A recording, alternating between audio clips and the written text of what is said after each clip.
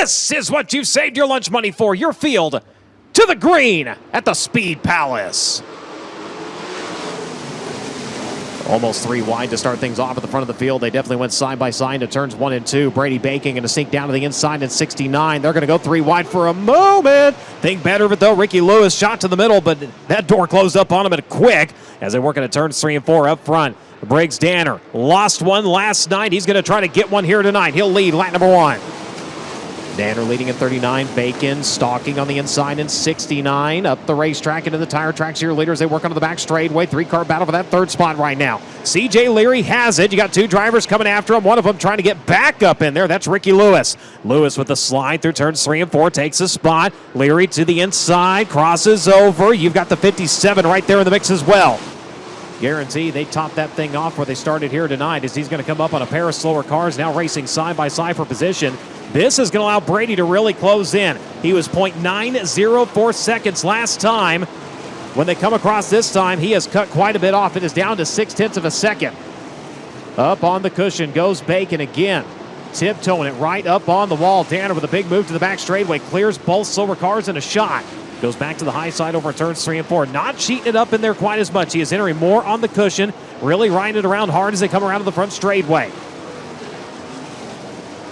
1.037, so immediately Danner putting distance back between himself and the 69. Coming up on another slower car here as they work into turns 3 and 4. Going to dive to the inside, brings it up across the racetrack. That's going to scrub off quite a bit of speed, and Brady going to close in a hurry. Round of the front straightaway, over a second trailing last time now. Having to make the move on the slower car, brings it back to under a second, 0.739. Couple of lap cars once again in front of him. Bacon starting to close a little bit here. As Briggs got him fighting her off of the cushion there through turns 3 and 4. 7/10 last time. Just over a half a second this time. Oh, Briggs Danner hard into the wall over at turns 1 and 2. Rides it, slides it. Bacon nearly gets to the left side of him, but Danner hit the wall and just took himself out of the lead. And Brady Bacon able to take over. What a heartbreak at the front of this one as the top was getting razor thin. And Danner, unfortunately, finding out how thin it was, finds the wall as Brady Bacon takes over. Caution lights come on. Get a look on the FloRacing replay here, just going in. Cheated her off of the cushion and then down the racetrack and back up to it. And man, whew. Right here is that bend in that bottom right radius rod that has taken Briggs Danner out of contention. He is the all-time leading winner in the Eastern Storm with 7, trying to make it 8 tonight. He's got 8 laps to hold on to it. Brady Bacon brings it back to life. Look at Alex Bright on the restart, going 1, 2, 3, trying to clip a huge coupon that time over in turns 1 and 2, and he's going to get it done. Boy, Alex Bright, talk about the slide for life. Goes up and steals away 3 spots in a shot here as Bacon going to bring it back around. Bright bounces her off of the cushion. Thought he was going to give a spot back there, but what a run by Alex Bright there on the restart. Takes over the 3rd spot. Behind him, the 21AZ of Dason Pursley going to work now on the 19AZ of Mitchell Moles. Bright might have some company here. Mitchell Moles trying to close in on him. The 21AZ of Dason Pursley likewise trying to reel those 2 in. They work onto the back straightaway. Here comes the 21. He's going to snake down to the inside. We'll see if he can slide up across the nose of the 19. Battle for the 4th spot. Close quarters racing through turns 3 and 4 as the white flag has flown. Leader onto the back straightaway for the final time here at Port Royal. We'll work through turns 3 and 4 up on the cushion. Checkered flag is going to fly, and for the 2nd time this week and the 4th time this season, Brady Bacon going to victory lane. As he's going to crawl out of the car and he's going to show you the muscle. Race fans, give him a hand, the Macho Man, Brady Bacon. Oh, he's bringing up Lindley. She's going to do a Macho Man.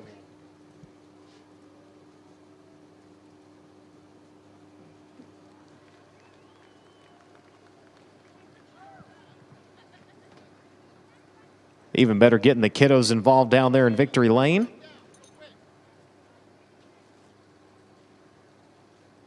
All the more reason why you need to buy Brady Bacon merchandise.